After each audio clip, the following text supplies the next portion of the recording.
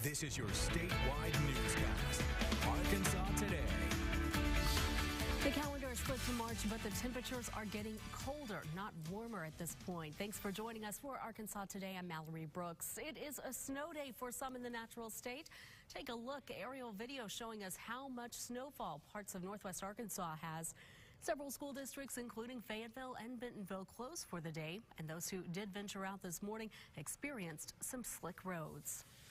To our east, search and rescue efforts continue following the deadliest day for tornadoes in 8 years. At least 23 people were killed when severe weather hit Alabama and Georgia Sunday. Officials say the death toll could rise as crews comb through damaged areas. It appears a single tornado traveled several miles on the ground in one Alabama community, destroying nearly everything in a half-mile wide path.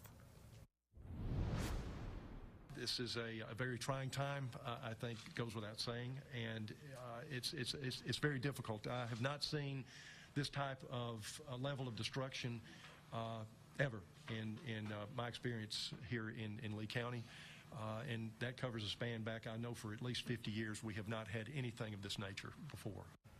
The National Weather Service is still surveying damage. President Trump tweeting a few hours ago that he has directed FEMA to help people in Alabama whose communities have been devastated by these tornadoes.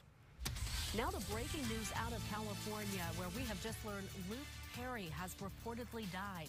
Perry was a TV icon, most famous for his role on Beverly Hills 90210 and most recently on the show Riverdale. He was hospitalized last week after suffering a stroke at his home. Again, Luke Perry is dead at the age of just 52 years old. One person is dead after a fire late Sunday night in central Arkansas. Fire crews were called just before 11 o'clock to the 6500 block of Neal Creek Road in Pulaski County. One person was killed, another taken to the hospital. We haven't heard how they are doing as of this afternoon. Right now, fire investigators don't know what caused this house to catch fire. In Pine Bluff today, police are still trying to find the person who shot into a home this weekend. One person was killed. It happened Saturday night inside a home near 25th Street. Police believe several people were inside when that shooting happened. At least 4 other people were hospitalized. Investigators say they need help tracking down the shooter and figuring out what led up to it. In order to solve crimes of this nature, we have to have the assistance from the public, and especially from witnesses who were actually at the scene when it occurred. This is the 5th homicide of 2019 in Pine Bluff. Police have not released the names or ages of victims in the shooting, but say all of them are adults. Across the U.S., there are more dollar stores than Walmart's or McDonald's. To our west in Oklahoma, one community is trying to slow down their growth. Vanessa Hall Harper is a city council member in Tulsa. She says there's no shortage of dollar stores in her ward, but not many places that sell healthier foods like fresh food and meat. I shop at discount dollar stores when I need something that they provide. What I am concerned about is the proliferation of them and the ultimate effects that they have on communities. There are already dollar stores, 10 of them in Hall Harper's district in Tulsa, more than any other part of town. And when Dollar General wanted to open a few hundred yards from this Family Dollar, she protested and eventually won enough support for a 6-month delay with restrictions on how far apart they must be. This Thursday marks 54 years since a dark chapter in U.S. history. Black protesters marching for civil rights in Selma, Alabama, were brutally beaten by deputies and mobs. On Sunday, people returned to Selma by thousands to commemorate what is now known as Bloody Sunday. Among those in the crowd were members of the Arkansas MLK Commission. Arkansas Today's Rochelle Turner was there and shows us the message they brought to the Edmund Pettus Bridge. No justice! No peace! Protesting for change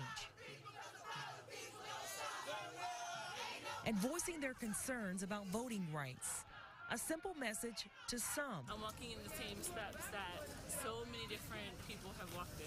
But something much more meaningful to thousands of people. It will be so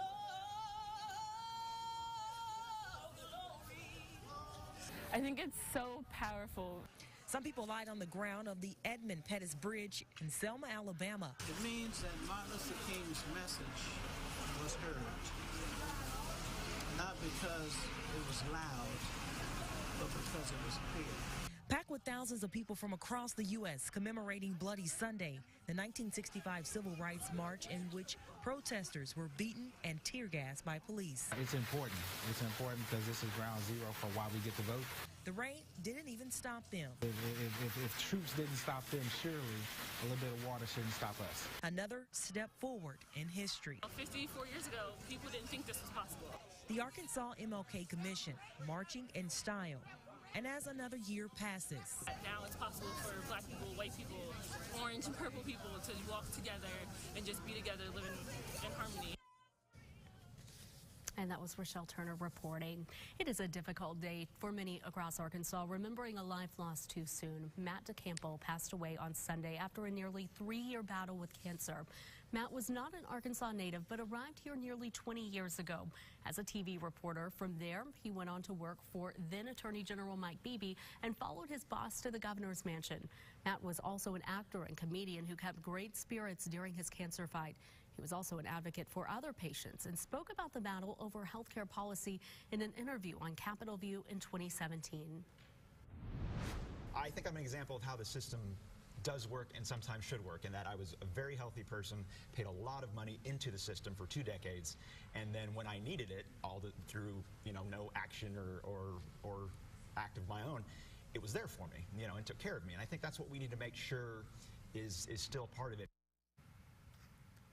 Very, very beloved by everyone in the state. A dear friend of many of us. We are going to talk more about Matt and the